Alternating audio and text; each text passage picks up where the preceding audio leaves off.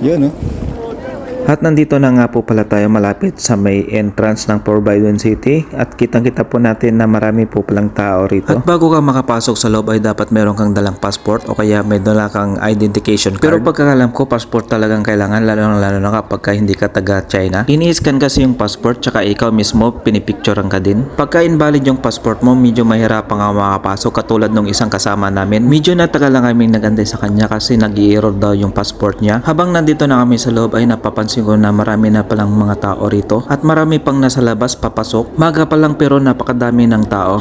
Akala mo ay may piyesta pero wala namang tinitindang pagkain at saka kung ano-ano pa sa loob. Pasyalan lang ito pero sobrang napakadami ng tao. May mga naka-uniform, may mga naka-costume at kung ano-ano pa. Siguro yung mga naka-uniform may mga estudyante ang mga yan. Kahit magbibideo ka kahit saan walang pumapansin sa'yo. Magbideo ka lang hanggang gusto mo, hindi katulad sa ibang lugar kapag ka nagbibideo ka talagang pinagtitinginan ka pero dito walang pumapansin sa'yo. Yung mga ibang kasama namin medyo may edad na pero kinakaya pa rin nilang maglakad, sumasabay sila sa katulad naming medyo malalakas pa ang tuhod. At hanggang ngayon ay inantay pa rin namin yung mga ibang kasama namin dahil yung mga iba hindi pa nakakapasok. At nagtanong na rin ako kung bakit sino pa yung mga inaantay. Nangyari? Hindi yata tinatanggap yung passport mo. Nino? Pati din.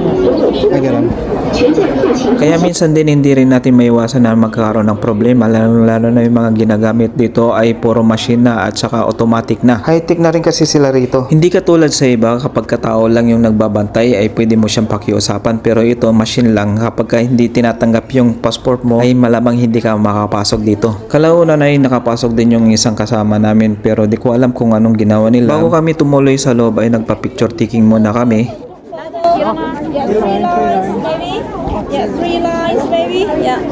At yun nga po pala ang aming tour guide na nagsasalita si Ma'am Cindy. At habang nasa loob kami ay inikot-ikot ko ng bahagya yung aking kamera para makuha yung buong paligid. Malawak daw ito pero hindi pa kami nakakalahati. Hindi na namin pinuntan lahat kasi yung mga ibang kasama namin ay nahirapan na maglakad. At ngayon nga inabot na kami ng dilim habang nasa biyahe kami ay inabot na kami ng traffic. Hindi lang pala sa Metro Manila nagkakaroon ng traffic, dito rin pala mayroon ding traffic. Pagkakaiba nga lang dito hindi nagtatagal ang traffic. At maya-maya ay bababa na kami ng bus para kumain. Ingat lang sa pagbaba at pagtawid dahil biglang sumusulpot yung mga e-bike. I feel like in the refrigerator.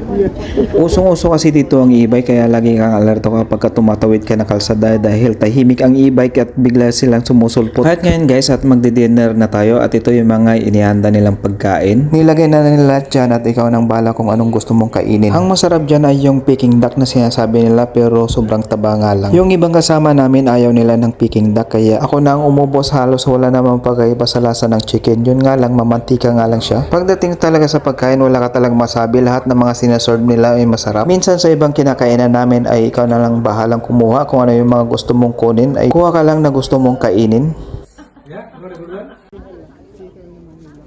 Kinabukasan na meron na naman tayong panibagong pupuntahan at nandito na naman kami nakapila bago kami papasok doon sa lugar na aming pupuntahan na hindi pa namin alam at kailangan pa na namin ng passport. Piruin mo sa dami ng tao rito tapos merong entrance fee. Ako biglang yayaman ng halos lahat ng mga tao rito ay mga turista. Iba-ibang lahi, may matatangos ang ilong, may maputi, may maitim, may maliit, may malaki, may mga ganda at may mga pugi. A few moments later. May payat, may chubby, may singgit, may muldagat at iba-ibang mga tao ang nakikita mo rito. Ang tagal naming nakapila dahil sa sobrang daming tao, bawat isa ay kinakapkapan. Pero hanggang dito lang yun. Sa leeg. Hello guys, Pangalawang araw na namin to dito ngayon sa China. At andun yung ano namin, tour guide nasa unahan. Yung may hawak na plug. kahit anong itsura pa natin, hindi na malagayan. Ang importante, basta maganda yung view. Kahit mabilad ka sa araw, ay ramdam mo pa rin yung lamig. Sa lugar na to, ay makikita mo yung picture ng nasa pera nila at pati rin yung picture ng dati nilang presidente. Yun nga lang, merong lugar na hindi mo pwedeng lapitan. Meron na kasing bakod, kaya hindi ka na pwedeng pumasok doon.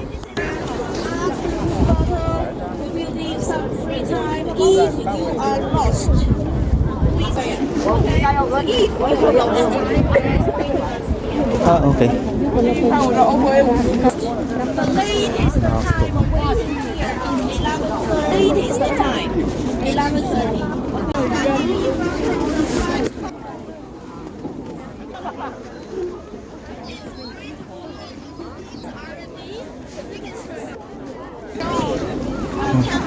Okay, yung ano. Ayos yung ano nila. Oh. Yung naglilinis.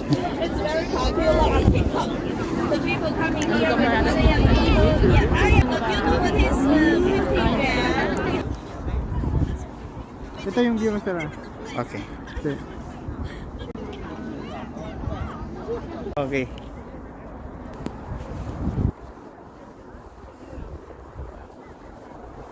At ngayon ay pabalik na kami at meron pa daw kami pupuntang ibang lugar. Siguro ito na yung una tuloy kong pagpunta rito, kaya samantalayin ko na yung pagkakataon na makapag-video dito sa lugar na to dahil minsan lang ito mangyari sa buhay natin. Ito lang ang masabi ko rito, maganda sa lugar na ito. Makasaysayan daw ang lugar na to. Sabi nila ay sikat daw ang lugar na to dahil marami daw nagbablog at nagtitiktok dito. At ngayon ay napadaan tayo sa bilihan ng mga souvenir. Nag-ikot-ikot lang ako sa loob pero wala akong binili. Hindi kasi ako mahilig bumili ng mga souvenirs. Gusto ko kasi yung binibigayan ako. Kuripot talaga ako, no? At habang nagantay kami sa mga kasama namin sa labas, inikot ko muna ang aking camera. Malinis ang lugar na to dahil may mga tao ang mga nagwawalis at naglilinis sa lugar na to. Pansin ko din yung mga punong kahoy dito ay walang mga dahon. At marami din kami nakita ng mga pugad ng mga ibon. Kaya nasa malayo kaya kitang kita mo ang mga pugad sa sanga. Sayang nga lang at hindi namin naabutan na umulan ng snow dito. Kahit mataas ang araw ay napakalamig pa rin dito, kahit maghapon ka maglakad dito ay di ka pagpapawisan. Masaya pag sama-sama, mas marami mas masaya.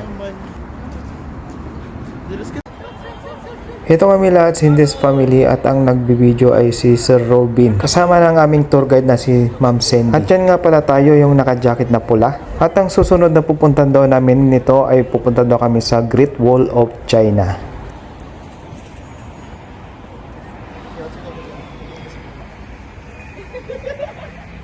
Soho on the left side of us.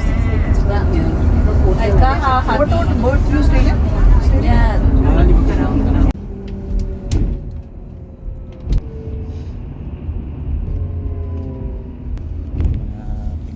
Bukod sa pinanggalingan namin ay abot na kami ng halos 2 oras. At doon daw muna kami magla-lunch bago daw pupunta kami ng Great Wall of China. At doon sa pinag-lunch namin ay meron kami nakilalang Pinoy, kabayan na taga daw Cavite siya. Siguro hindi ko na may isasali sa video ito pero nai-upload ko na. Panoorin nyo na lang yung mga video na nauna kong nai-upload at nandun siya.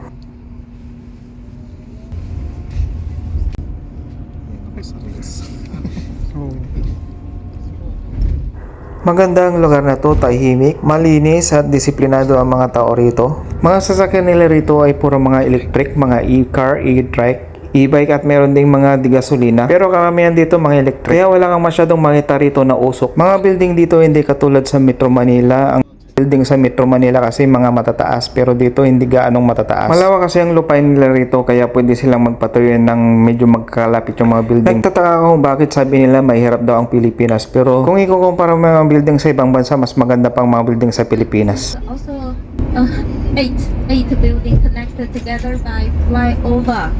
Yeah, there are 8 buildings connected together by flyover. It's apartment and offices. Apartment and office. Yeah.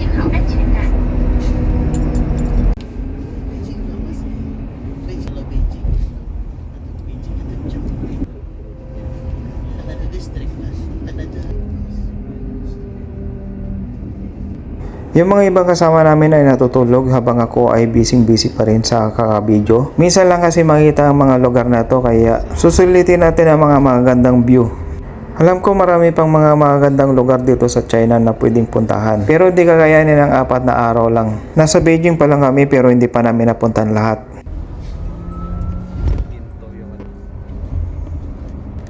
At medyo malapit na nga rin kami kung saan kami magla-lunch at dito rin kami dadaan pabalik pag pupunta kami ng Great Wall of China. For water park. Yeah, water park. Water park. Yeah. At ngayon ay nakababa na nga kami at ngayon maglalakad kami papunta doon sa aming kainan. Mainit sa loob ng bus pero paglabas mo sobrang lamig naman. Yun isa, tapos 2. At hindi pa ito nagtatapos at abangan nyo ang part 3.